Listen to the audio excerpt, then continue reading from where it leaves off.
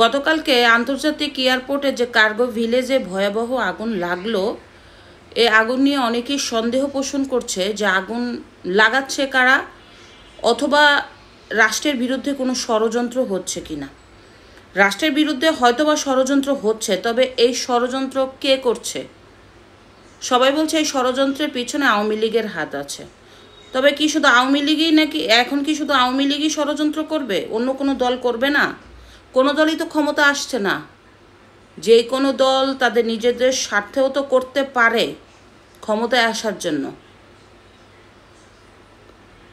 আর আপনার এয়ারপোর্ট একটা নিরাপত্তা বেষ্টনী এরিয়া, সেখানে আওয়ামী লীগের লোকজন যে আগুন লাগাই দিয়ে আসবে, এটা কি সস্তা কথা?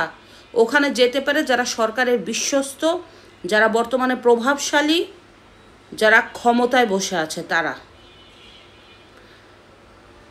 এবং সরকারের পৃষ্ঠপোষকতাও হতে পারে এই ঘটনা। যে আমি আসলে এটা যখন সূত্রপাত হয় আপনার আরেকটা থেকে পরে 3টার মধ্যে হয়। এটা শুরু হয় আপনার কুরিয়ার সার্ভিসের পাশে একটা স্কাই ভিউ একটা আপনার এয়ারলাইন্স, ওখানে হয়। ওখানে হওয়ার পরে আগুনটা প্রায় 1.5 ঘন্টা ওইখানে স্টেবল হয়, ওইখানে থাকে, আগুনটাকে ছড়ায় না। এর মধ্যে ফায়ার ব্রিগেড চলে আসার আমরা যখন আগুনটা দেখি, তখন আমি আবার কুরিয়ার সার্ভিস ইনচার্জ, কুরিয়ার সার্ভিসে ঢোকার জন্য আমরা চেষ্টা করতেছিলাম। ফায়ার ব্রিগেড আমাদের ঢুকতে দিল না, বললো যে এখানে ঢোকা যাবে না বলে আমরা তাহলে আপনার আগুন নিয়ে ব্যবস্থা করেন। উনি বলে যে আমরা পারমিশন পাচ্ছি না সিভিল এভিয়েশনের। এরকম করতে আগুনটা চলে আসলো আপনার স্কাই ভিউতে, চলে আসলো আপনার এই যে কুরিয়ার সার্ভিসে, ডিএচএল এর আপনার 3rd টার্মিনাল যে চলে আসলো। ওখানে ফ্যাব্রিক ডিএচএল থেকে পুরো ছড়ায় গেল। কুরিয়ার সার্ভিসে আগুন ধরা শেষে গিয়ে চলে আসলো আপনার ডিজিআর, যেটা ডেঞ্জারাস গুডস বিমানের 2 নম্বর ঘটনা।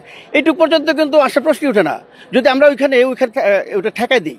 বাস্তবতা, কুরিয়ার সার্ভিসের যে ইনচার্জ, সে কিন্তু বলেছে আগুনের সূত্রপাত কিভাবে, কেন আগুন নিভানো সম্ভব হয়নি। তাহলে এটা কি আওয়ামী লীগ করেছে আপনাদের মনে হয়? আওয়ামী লীগ কি ওই ফায়ার সার্ভিসকে নির্দেশ দিয়েছে এখন আগুন নিভায়ও না?